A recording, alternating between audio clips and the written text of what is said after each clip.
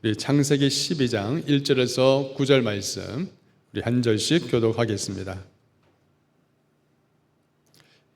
1절 제가 먼저 읽습니다. 여호와께서 아브라함에게 이르시되 너는 너의 고향 친척과 아버지의 집을 떠나 내가 네게 보여줄 땅으로 가라.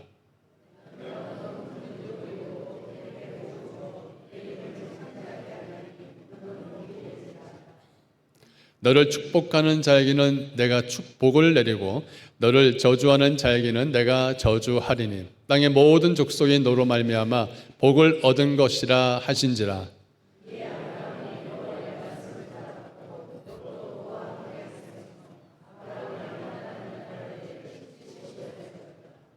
아브라함이 그의 아내 사레와 조카 롯과 하란에서 모은 모든 소유와 얻은 사람들을 이끌고 가나안 땅으로 가려고 떠나서 마침내 가나안 땅에 들어갔더라.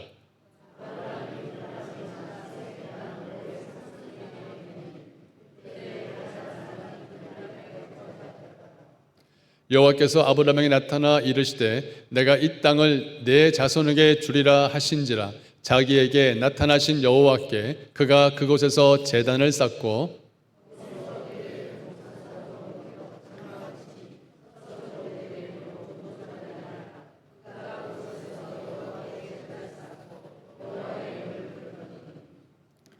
같이 읽겠습니다. 점점 남방으로 옮겨갔더라. 아멘.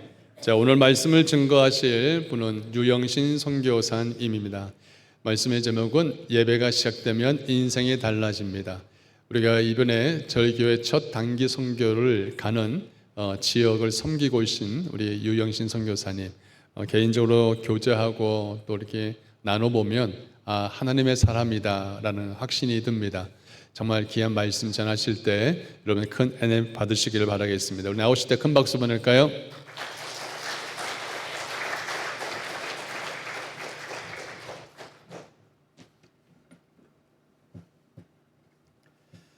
할렐루야. 네, 잠깐 먼저 기도드리겠습니다. 살아계신 아버지 하나님, 너무너무 감사합니다. 이 거룩한 주일 아침에 저희들을 깨워주시고 주님 전에 불러주셔서 너무너무 감사합니다. 특별히 부족한 종을 오늘 이곳에 초청해 주시고 주님이 주시는 귀한 말씀을 나누게 하시고 또 선교주에서 일어나고 있는 하나님의 일하심을 함께 나누게 해주셔서 너무너무 감사합니다. 함께 더불어 하나님이 기뻐하시는 이 사역을 이루어갈 수 있도록 은혜를 주시고 또한 용기를 주시고 함께 하시는 귀한 복된 시간이 되게 하여 주옵소서. 부족한 종의 입술에 파수꾼을 세우시고 오직 주님의 뜻만 전하는 복된 시간이 되게 하여 주시옵소서. 감사하며 살아계신 우리 주 예수님의 이름으로 기도드립니다. 아멘. 네, 반갑습니다. 저는 여기서 마이주 매너스 한 300km 떨어져 있는 이따빼바 그리고 이따부아라는 곳에서 선교하고 있는 유영신 선교사입니다. 오늘 이렇게 귀한 자리에 불러주신 우리 목사님과 우리 장로님들 또 우리 교회 앞에 진심으로 감사드립니다. 특별히 올해 또 저희 선교지에 이렇게 단기 선교를 오시기로 이렇게 결정하시고 또 함께 부목사님들과 이야기 나누고 우리 또 담임 목사님과 또 깊이 있게 이야기를 나누었습니다. 너무너무 감사합니다. 더불어 함께 하나님의 나라를 세워가고 또 많은 영혼들을 구원하는 일에 도구로 귀하게 쓰임받기를 간절히 소원합니다. 오늘은 거룩한 주일입니다. 주일 가장 중요한 것은 예배죠. 그래서 예배에 나오면서 우리가 어떤 마음으로 나왔는지 어떤 자세로 나왔는지 우리가 늘 묵상하면서 주님 앞에 나아가는 귀한 시간이 되었으면 좋겠습니다. 그런 마음으로 우리가 먼저 우리 옆에 분을 한번 축복했으면 좋겠습니다. 당신은 축복의 통로입니다. 당신은 혼자가 아닙니다. 주님이 언제나 당신과 함께 하십니다. 믿으십니까? 네, 믿으셔야 됩니다. 네, 제가 저희 사역지에서 지난번에도 말씀드렸지만 늘 축복의 말들을 합니다. 당신은 혼자가 아닙니다. 주님이 당신과 함께 하십니다. 당신은 축복의 통로입니다. 당신은 복음의 통로입니다. 당신은 하나님의 은혜의 통로입니다. 그리고 당신은 사랑받기 위해 태어났습니다라고 늘 축복합니다. 제가 이렇게 축복하는 이유는요, 사실은 우리가 돌아보면 이런 축복의 말들을 거의 하지 않습니다. 우리가 교회에서 많이 듣잖아요. TV에서도 많이 듣고요, 방송에서도 많이 듣습니다. 하지만 실제로 여러분들의 가정에서, 여러분들의 자녀들을 향해서, 여러분들의 남편, 아내를 향해서, 이웃들을 향해서 그런 말들 하셨습니까? 이번 주에 한번 들어보세요. 참 힘듭니다. 그런 말을 들어본 적도 저도 힘들고요. 저도 사실은 제 집에서 그런 말 하기가 참 부끄럽고 쑥스럽고 힘들어서 잘 못해요. 요즘 하려고 많이 애를 쓰고 있습니다. 참 일주일에 한 번도 듣기가 힘든 말이 축복의 말들입니다. 여러분들의 자녀들을 향해서, 여러분들의 교회를 향해서, 이웃들을 향해서 이런 축복의 말들을 그냥 막 쏟아 넣으십시오. 그래야만 하나님께서 이 말들을 통해서, 축복의 언어들을 통해서 일하심을 믿으시기 바랍니다. 제가 이 선교지에서 그 일들을 경험하고 있습니다. 먼저 저희 선교지를 위해서 오랫동안 함께 기도해 주시고 이렇게 섬겨주시고, 또 때마다 일마다 바자회를 통해서 또 이렇게 섬겨주셔서 얼마나 감사한지 모르겠습니다. 이 자리를 비워서 감사한 마음을 우리 교회 앞에 전합니다. 제가 벌써 이따빼바에서 사역을 한 지가 18년입니다. 브라질 온 지가 벌써 20년이 되었습니다. 얼마나 시간이 빠른지 정말 돌아보면 모든 것이 하나님의 은혜였고 감사할 일밖에 없었습니다. 참 감사하고 은혜로운 일들이 얼마나 많았는지 모릅니다. 이게 사실은 너무너무 많아서 밤을 새워도 다 이야기할 수가 없습니다. 하지만 반면에 또 어렵고 고통스럽고 너무 괴로운 일들도 너무 많았습니다. 젊은 청년이 총에 맞아서 사망하는 사건도 있었고, 또 저희 교회 찬양 인도하며 리더로 섬기고 있던 친구가 총에 맞아서 죽을 뻔한 일도 있었고요. 저희 자녀들이 납치될 뻔한 일도 있었고, 억울한 고소를 당해서 재판을 받아야 했던 시간들도 있었고, 지금 고소 중에 있죠. 아들처럼 자식처럼 키웠던 한 청년이 대학을 졸업하고 꿈이었던 사업을 시작하자 얼마 안 되어서 25살의 나이로 갑작스럽게 세상을 떠난 일들도 있을 거예요. 또 그리고 제가 기도 부탁드렸던 것처럼 2024년도 4월 18일에 저희 아구아비바 교회 장학생이었고, 공동체 안에 너무 젊은 정말 신실한 청년이었던 지옥우라는 청년이 선교관을 건축하는 것을 돕던 도중에 불의의 사고로 세상을 떠나는 일이 있었습니다. 그 이후로 노동청의 조사를 받고 벌금을 내야 되고, 경찰 조사를 받고 불려다니고, 또 유가족들의 그런 고소를 통해서 지금도 아직도 그 시간들이 지나가고 있습니다. 너무너무 힘든 시간들을 지금까지 보내왔습니다. 그리고 지금도 보내고 있는 중에 있습니다. 더 힘들었던 것은요, 사고도 사고였지만은 사람들의 소문과 말이었습니다. 봉해치료에서 어떤 분들은요, 제가 벌써 감옥에 갔다고 이야기하시는 분들도 있더라고요. 깜짝 놀랐습니다. 아직 멀쩡히 저는 다니고 있는데, 또 어떤 분들은 제가 한국으로 벌써 도망갔대요. 그래서 얼마 전에 제가 상파울에서 아시는 목사님을 만났는데 벌써 한국에서 왔어요 그러시더라고요. 제가 이제 도망간 줄 아시고. 네. 참 이게 저희 그 파벨라도 동네가 좁습니다. 인구는 한 15,000이 되는데 굉장히 크죠. 근데 동네가 좁아서 그들의 눈빛과 그들의 말 한마디, 얼마나 파벨라에는 이 푸포카라고 그러죠. 얼마나 이런 비난들과 소문들이 많은지 모릅니다. 근데 그런 것들 때문에 마음이 너무 무거웠어요. 이 어려운 시간들을 이렇게 지나가는데 정말 제가 깨달았던 게 있습니다. 뭔지 아십니까? 경험했던 게 뭐냐면, 이게 모든 것이 저를 향해 있고, 제가 지금 고소를 당하고 있고, 또 그 무게를 쥐고 있으니까 사탄이 저한테 순식간에 생각지도 못했던 생각을 집어넣어요. 네만 없으면 돼. 나만 없으면 되잖아. 끝나는 거야. 이 정말 말도 안 되는 일들이 저한테 일어나요. 제가 목사하고 선교사인데 그런 생각을 해본 적이 없어요.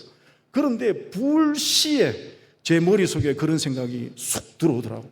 이게 얼마나 힘들었으면, 제가 지금까지 사역을 하면서 정말 어떤 목사님들, 선교사님들 한 번도 겪지 못한 일들을 정말 많이 겪었습니다. 그러다 보니까 아버님이 목사님이셨죠. 그러다 보니까 교회 안에서 개척하면서 일어나는 일들, 이게 정말 너무 많이 겪었는데, 이번에 이 사건을 겪으면서 정말 감당할 수 없는 그런 무게가 몰려왔어요. 그러니까 사탄이 정말 생각지도 못한 그런 생각들을 하게 하더라고요. 근데 그걸 떨쳐버리기 위해서 너무너무 힘든 시간을 보냈습니다. 사무실에 처박혔어요. 그리고 어떤 경우에는 이게 땀이 범벅이 되도록 그냥 미친 듯이 일을 한 적도 있었어요. 잊어먹기 위해서. 그런데 다른 방법이 없었습니다. 제가 정말 무너지지 않고 이 자리까지 이 사역들을 버티면서 해올 수 있었던 가장 첫 번째 이유가 뭔지 아십니까? 바로 예배였습니다. 예배. 정말 오늘도 이 자리에 와서 앞에 앉았는데요, 오늘 제가 그 찬양 인도하신 집사님께 물어보고 싶어요. 저를 위해서 준비한 찬양들이었습니다. 눈물이 그냥 막 쏟아지는데 이걸 어떻게 해야 될지 부끄럽기도 하고 막 창피하기도 하고, 근데 그냥 쏟아지는 걸 어떻게 합니까? 주님이 주시는 은혜인데, 예배를 시작하면서 주시는 그 마음의 위로와 감동이 정말 감당할 수 없었습니다. 제가 오히려 더 큰 은혜를 받고 가는 것 같습니다. 제가 저나 저희 아내가요, 예배 때마다 같이 눈물을 흘리고, 저희 아내는 또 얼마나 많이 우는지 저희 교회 성도들이 맨날 집에서 싸우는 줄 알아요. 예배 때 너무 우니까 제발 좀 적당하게 울어라. 제가 울어도 뭐 어느 정도 해야 되는데, 이게 그냥 뭐 예배 때마다 그냥 막 우니까 얼마나 억울한 일이 많고, 집에서 얼마나 저한테 안 좋은 관계면 이런 일이 있는가, 뭐 저희 교회 성도들이 별 말을 다 해요. 근데 이제는 다 이해를 합니다. 아, 사모님이 은혜를 받아서 예배에 그만큼 집중하니까 주시는 그 은혜가 감당할 수 없으니까 저렇게 눈물을 흘리는구나, 그걸 이제 알아요, 우리 교회 성도들이. 바로 그 힘든 시간들, 너무너무 고통스러운 시간들을 견딜 수 있었던 것은요, 바로 예배였습니다. 너무 힘들고 감당할 수 없을 것 같은 그 시간 속에서도 저는 예배를 준비해야 됐었습니다. 사고 나는 그 주간, 정말 아들 같은 그 아이가 정말 불의의 사고로 그렇게 하늘나라로 먼저 갔습니다. 온갖 비난들이 쏟아지고, 경찰 조사, 검찰, 그리고 노동청 조사가 막 쏟아져 들어오는데도, 근데도 그 다음 이틀 있다가 제가 예배를 준비해야 됐어요. 근데 예배를 준비하는데 할 수밖에 없었어요. 너무 하고 싶은 마음이 안 들었어요. 인간적으로 너무 힘들고 너무 괴롭고 도망치고 싶었습니다. 이게 막 오늘 그 찬양 가운데서 두려워하지 말라, 너무 무서웠습니다. 인간적으로 제가 솔직하게 고백하면 너무 무서웠어요. 도망가고 싶었습니다. 도대체 왜 나에게 이런 일을 주십니까? 하나님, 제가 성교했지 뭐 다른 거 했습니까? 제가 바자회 하면서 또 성교원금 받아서 제가 지금까지 아이들 키우고 양육하고 도대체 뭘 했습니까? 근데 왜 이런 일이 저한테 벌어집니까? 정말 울부짖었습니다. 도망가고 싶었습니다. 너무 두려웠습니다. 무서웠습니다. 그런데 예배 준비를 하게 하시더라고요, 하나님께서. 어떤 찬양을 불러야 될지, 예배 시작 멘트는 내가 어떻게 해야 될지, 설교는 어떻게 내가 준비해야 될지 하게 하시더라고요. 그걸 제가 어떻게 했는지 모르겠어요. 하나하나 매주일마다 제가 한 주간 동안 그를 준비하며 또 기대하며 준비할 때, 그 예배를 세우는 그 과정 속에서 하나님께서 저를 붙잡아 주셨습니다. 그리고 그 예배의 자리에서 하나님께서 저를 다시 일으켜 주셨습니다. 견디게 하셨습니다. 그래서 저는요, 분명하게 고백할 수 있습니다. 예배밖에 없습니다. 성교가 뭡니까? 성교가 뭡니까, 여러분들? 가서 도와주고 뭐 안아주고 고기 구워주고 막 운동같이 하고 막 좋죠. 그런데 그게 성교가 아닙니다. 성교는 뭡니까? 예배입니다. 성교는 예배입니다. 성교의 목표가 뭐라고 생각하십니까? 성교의 목표는 예배입니다. 성교를 하는 이유는요, 그곳에 예배가 없기 때문에 그렇습니다. 성교를 생각하면 구제도 생각하고 뭐 건축도 생각하고 뭐 할 일이 너무 많습니다. 하지만 성교의 모든 성교의 최종 목표는 바로 예배입니다. 그 자리에, 그곳에, 예배가 무너진 곳에, 예배가 없는 그곳에 예배를 세우기 위해서 성교를 하는 것입니다. 예배를 위해서 성교하는 우리 주님의 교회가 되시기를, 우리 봉해지로 주님의 교회가 되시기를 주님의 이름으로 축복합니다. 그리고 더 나아가서 예배가 시작되면요, 오늘 제목처럼 인생이 달라지는 것을 경험하게 됩니다. 오늘 이 시간, 이 은혜가 오늘 이 자리에 계신 모든 성도님들에게도 동일하게 임하시기를 간절히 소망합니다. 그렇다면 우리가 왜 예배를 드려야 되는지, 왜 예배가 시작되면 인생이 달라지는지 함께 세 가지로 짧게 나누기를 원합니다. 첫 번째는요, 우리의 감사의 삶을 위해서 예배를 드려야 합니다. 감사의 삶을 위해서. 사랑하는 성도 여러분, 왜 우리가 예배를 드려야 되느냐? 감사의 삶을 위해서입니다. 불평이 아니라 감사의 삶을 살기를 원하십니까? 그렇다면 예배하십시오. 본문에서 아브라함은요, 가는 곳마다 제단을 쌓았습니다. 그는 정착할 때마다 먼저 하나님께 무엇을 했습니까? 예배를 드렸습니다. 왜 그랬습니까? 자신의 인생에 하나님의 인도하심 속에 있음을 기억하고 감사하기 위해서입니다. 성경은 말합니다. 마침내 가나안 땅에 들어갔더라. 마침내, 짧은 말씀입니다. 그 안에는요, 긴 순종의 여정이 담겨져 있습니다. 아브라함은 익숙한 삶을 내려놓았습니다. 보이지 않는 미래를 향해 걸어갔습니다. 그 길은 쉽지 않았지만 끝까지 순종했습니다. 그리고 가나안에 도착했을 때 하나님께서 말씀하셨습니다. 내가 이 땅을 내 자손에게 주리라.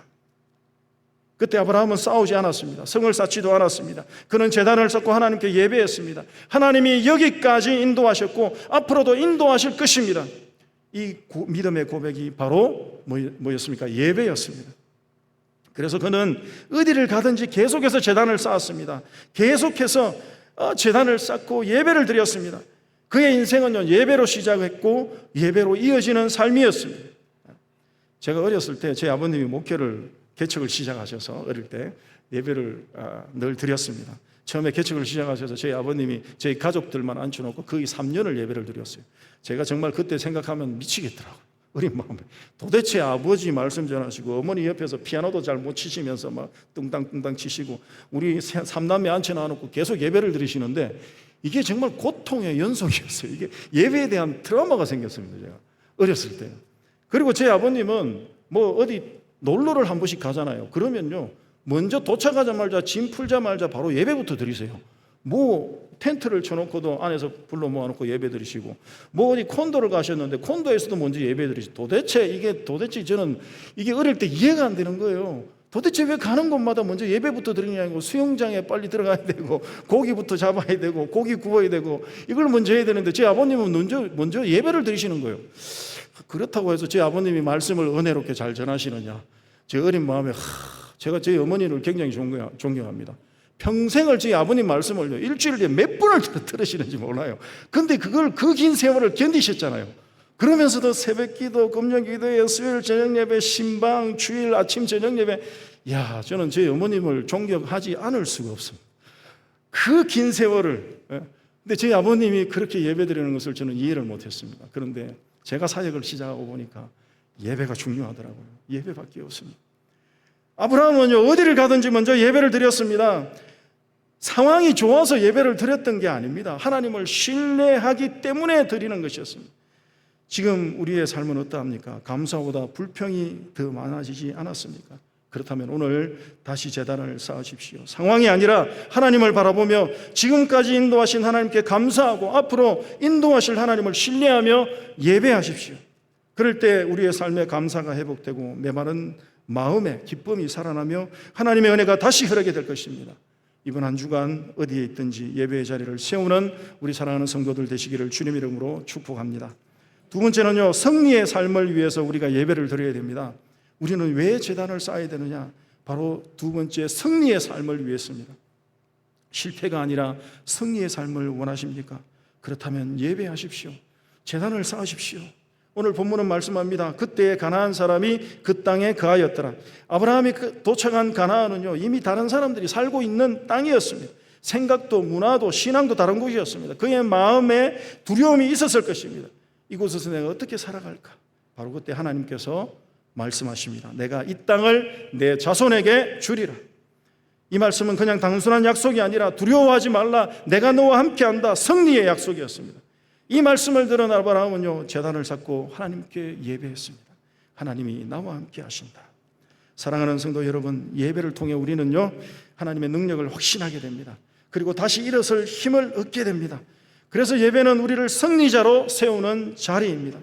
우리의 삶도 가나안과 똑같습니다. 세상 속에는요 보이지 않는 영적인 싸움들이 얼마나 많이 있습니까? 그렇다면 우리는 어디에서 이 힘을 얻을 수가 있습니까? 바로 예배입니다. 제가 그 고소를 당하고 지금 2년째 지금 그 고통을 당하고 있습니다. 그런데 이제 우리 그 첫 번째 재판이 작년 12월 18일 날 있었습니다. 정말 기적 같은 일이 일어났어요. 제가 그 유가족들을 제가 뭐 위로하지 않고 도움을 주지 않으려고 했던 게 아니에요. 그런데 제가 정말 최선을 다해서 그들을 돕기 위해서 다 조건을 내걸었지만 고소를 당하게 되고 재판을 받았습니다. 그런데 정말 기적 같은 일이 일어났습니다. 기각되었어요. 이게 그냥 순식간에 기각되어져 버렸습니다. 이게 하나님의 은혜입니다. 저는 그분들에게도 그 유가족들에게도 똑같은 은혜가 있기를 바라는데요. 그런데 그것으로 끝나는 게 아니고 저희 그 파벨라 안에 소문들이 무성했습니다. 여기서 재판을 지게 되면요 저를 고소하려고 마음먹고 있던 우리 교회 안에도 그런 친구가 있었어요. 저를 고소하려고. 정말 너무너무 힘든 시간이었습니다. 그런데 그것이 기각되고 나니까요, 동네가 갑자기 잠잠해졌어요. 교회가 갑자기 우뚝 세워지는 그런 영적인 은혜를 경험하게 되었습니다. 사람들이 보는 눈빛이 달라졌습니다. 아, 하나님이 살아계시구나라는. 예배밖에 없습니다. 제가 이렇게 승리할 수 있는 은혜를 하나님이 허락하신 것은요, 제가 이 재판이 뭐 이기고 지고가 아니라 정말 영적인 하나님의 은혜였다라고 저는 고백하는 것입니다. 이렇게 우리가 승리할 수 있는 것은요, 예배밖에 없습니다. 사랑하는 성도 여러분, 지금 우리의 삶이 지치고 흔들리고 있다면요, 먼저 예배의 자리를 먼저 회복하십시오. 예배의 자리에서 하나님의 능력을 다시 붙드십시오. 그럴 때 두려움은 물러가고 믿음이 다시 살아나며 여러분을 승리자로 세우실 것입니다. 이번 한 주간 어떤 상황 속에서도 먼저 제단을 쌓으십시오. 그리고 예배로 승리의 삶을 살아가는 우리 사랑하는 성도들 되시기를 주님의 이름으로 축복합니다. 마지막 세 번째는요, 정거의 삶을 살기 위해서 우리는 예배를 드려야 됩니다. 정거의 삶입니다. 지금 이 순간에도 우리가 너무 잘 알듯이 북한과 중국 같은 곳에서는요, 예배를 한번 드리기 위해서 목숨을 거는 성도들이 있습니다. 이 사실은요, 우리에게 묻고 있습니다. 우리에게 도대체 예배는 무엇인가? 우리는 너무 편안하게, 너무 안전하게 마음껏 찬양하고 부르짖고 기도하며 예배할 수 있습니다. 사랑하는 성도 여러분, 예배는요, 단순한 모임이 아닙니다. 같은 종교를 가진 동호회 같은 그런 느낌으로 교회에 오시는 분들이 있어요. 아닙니다. 그건 예배가 아닙니다. 예배는 우리의 삶으로 하나님을 드러내는 자리입니다. 아브라함에게 제단은요, 단순한 종교 행위가 아니었습니다. 하나님을 만나는 자리였습니다. 믿음의 흔적이었습니다. 그래서 그가 지나가는 곳마다 제단이 남아 있었습니다. 그 제단을 통해서 사람들은 하나님을 보게 되었던 것입니다. 사랑하는 성도 여러분, 우리의 삶도 그래야 합니다. 여러분의 가정에 제단을 쌓으십시오. 집에서 하나님을 부르십시오. 찬양을 올리고 기도가 흐르고 말씀이 선포되게 하십시오. 그것이 하나님의 나라, 하나님의 은혜, 하나님의 나라가 임하는 자리입니다. 또한 일터에서도 마찬가지입니다. 제가 어떤 장로님들 뵈니까 정말 너무 존경스럽더라고요. 20년째, 25년째, 30년째 일주일에 한 번씩 그 직원들을 모아놓고 목사님을 모시고 예배 드리는 분들이 계시더라고요. 너무 존경스러웠습니다. 그게 쉽지 않거든요. 예배하는 사람은요, 어디를 가든지 하나님을 드러냅니다. 이것이 바로 정거의 삶입니다. 사랑하는 성도 여러분, 우리는 교회 안에서만 신앙인이 아닙니다. 삶의 자리에서 정인의 삶을 살아야 되는 것입니다. 바로 선교가 바로 그것입니다. 우리의 가정은 하나님이 집이 될 수 있고 영적으로 메마른 곳이 될 수도 있습니다. 그 차이는 무엇인지 아십니까? 하나입니다. 예배가 있는가 없는가입니다. 예배가 있는 곳에는요, 하나님의 임재가 있습니다. 이번 한 주간 여러분들의 삶의 자리에서 제단을 세우시고 예배로 하나님을 드러내는 우리 사랑하는 성도들이 되시기를 주님의 이름으로 축복합니다. 이제 말씀을 맺기를 원합니다. 사랑하는 우리 봉이치로 주님의 교회 사랑하는 성도 여러분, 여러분들의 가정에서도 제단을 한번 쌓아 보십시오. 여러분의 일터에서도 제단을 한번 세우십시오. 아브라함은 바쁜 삶 속에서도 항상 제단을 먼저 세웠습니다. 왜냐하면 예배의 가치를 알았기 때문에 그렇습니다. 성경은 말씀합니다. 너희 몸을 하나님이 기뻐하시는 산 제물로 드리라. 하나님은 우리의 마음뿐 아니라 삶 전체를 원하십니다. 우리 인생의 마지막에 남는 질문은 이것입니다. 나는 무엇을 위하여 살았는가? 나는 내 삶을 어디에 드렸는가? 그러므로 아브라함처럼 여러분들의 삶에 제단을 세우십시오. 감사의 삶을 위해서, 그리고 승리의 삶을 위해서, 그리고 정거의 삶을 위해서 날마다 예배의 자리로 나아가십시오. 그럴 때 여러분들의 삶을 통해서 하나님의 나라가 드러날 것입니다. 예배로 인생을 세우십시오. 예배로 삶을 증거하십시오. 그리하여 여러분들의 삶이 하나님을 드러내는 복된 인생이 되시기를 주 예수 그리스도의 이름으로 축복합니다. 네, 제가 짧게 선교 보고를 준비해 왔습니다. 빨리 제가 저희 사역이 어떻게 이루어져 가고 있는지, 어떤 일들이 일어나고 있는지 하나님의 일하심을 함께 나누는 시간이 되었으면 좋겠습니다. 우리 PPT 보여주시길 원합니다. 복음으로 영혼을 살리고, 첫 번째 장 보여주시기 바랍니다. 복음으로 영혼을 살리고 다음 세대를 세우는 사역입니다. 저희 사역의 목표입니다. 복음으로 영혼을 살리고 구원하고 다음 세대를 세워야 됩니다. 다음 세대를 안 세우면 교회나 선교지나 소망이 없습니다. 목숨 걸고 어떤 방법을 그리스도 안에서 스스라도 다음 세대를 세워야 됩니다. 저희 선교지도 마찬가지고 우리 한인교회도 마찬가지라고 생각합니다. 사랑하는 성도 여러분, 이 시간에는 하나님께서 저희 교회를 통해서 어떻게 일하시는지 함께 나누기를 원합니다. 우리 영상을 보시면서 함께 나누겠습니다. 지금도 하나님께서는요, 저희 사역을 통해서 복음으로 영혼을 살리고 계시고 또 다음 세대를 세우고 계시다는 것을 분명하게 말씀을 드리고 싶습니다. 다음 장 넘겨주시기 바랍니다. 저희는 세 가지 사역으로 나누어 사역하고 있습니다. 첫 번째가 예배 사역입니다. 두 번째 양육 사역, 세 번째는 이렇게 구제 사역입니다. 첫 번째 우리 예배 사역을 보여드리겠습니다. 사진 보여주시기 바랍니다. 하나님께서 가장 기뻐하시는 일이 뭐냐면 예배입니다. 그죠? 예배입니다. 예배를 위해서 우리 선교를 시작하게 하셨습니다.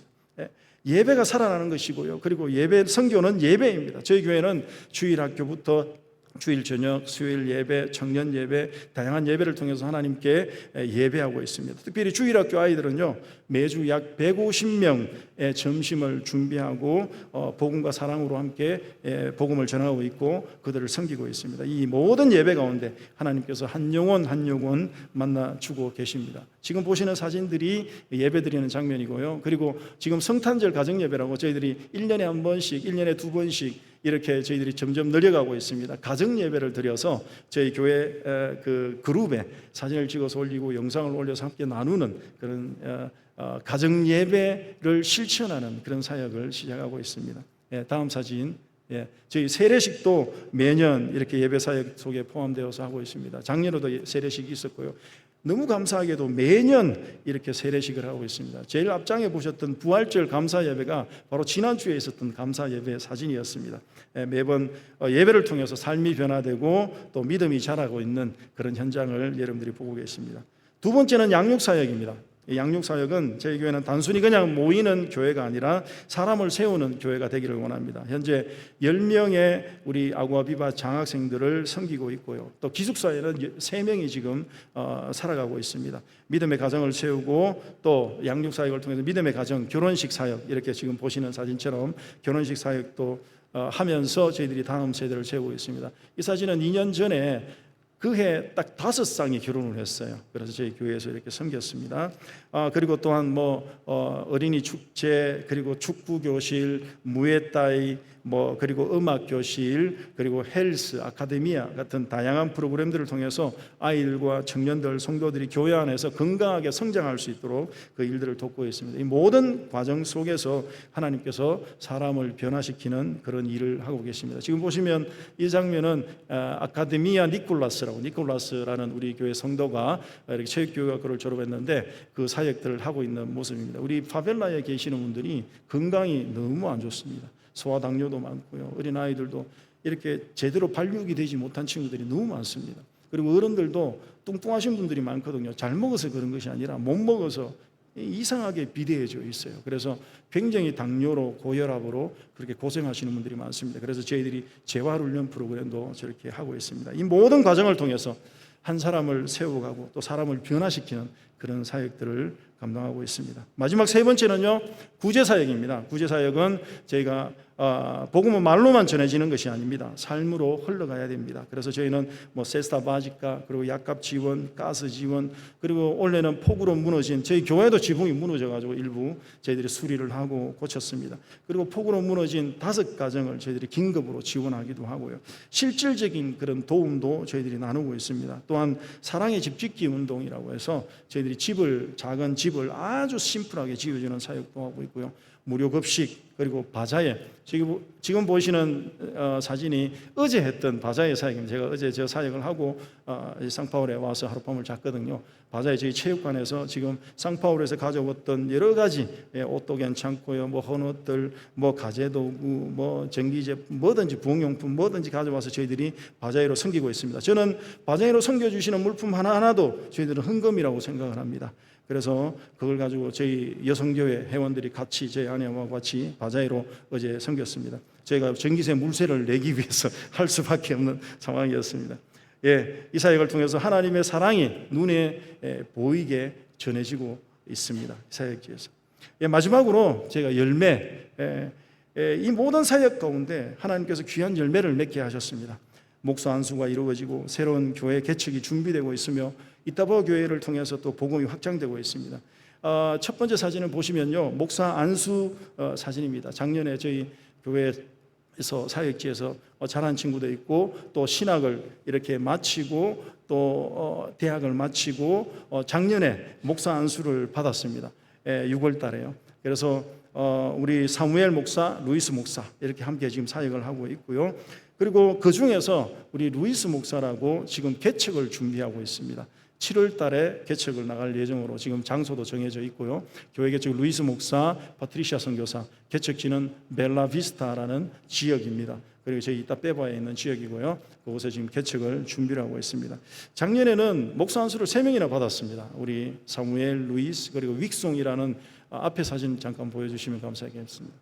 윅송이라는 친구인데 이 친구는 조타에미스의 장로교 신학교를 나와서 지금 현재 장로교회에서 브라질 장로교단에 소속된 교회에서 부목사로 지금 섬기고 있습니다. 이렇게 하나님께서 복음을 확장시켜 나가주시고 또 열매를 맺게 하셨습니다. 앞으로도 그 열매들이 계속 맺혀질 수 있도록 교회 개척을 위해서도 또 우리 장학생들을 위해서도 계속 기도해 주시면 감사하겠습니다. 하나님은 지금도 일하고 계십니다. 사람을 살리고 계시고요. 다음 세대를 세우고 계십니다. 이 모든 것이 사람의 일이 아닙니다. 제가 하고 있는 모든 일은 100% 하나님의 일이고요. 저도 하나의 통로일 뿐이고 도구일 뿐입니다. 하나님이 일하게 하시기 때문에 너무너무 감사하고요. 저는 심장수술을 하고 나서 이렇게 일할 수 있는 것이 얼마나 감사한지 모르겠습니다. 그래서 주님께서 다시 불러주시는 그날까지, 불러가시는 그날까지 정말 최선을 다해서 이 복음을 위해서 일할 수 있는 도구로 쓰임받는 사역자가 되기를 원합니다. 앞으로도 복음으로 영혼을 살리고 다음 세대를 세우는 사역 위에 하나님의 은혜가 계속 흘러가기를 소망합니다. 감사합니다. 기도드리겠습니다. 주님 너무너무 감사합니다. 오늘 주님이 주신 귀한 말씀 붙잡고 우리가 예배에 집중하게 하시고 다시 예배를 살리는 우리 사랑하는 주님의 교회 될 수 있도록 역사하여 주시옵소서.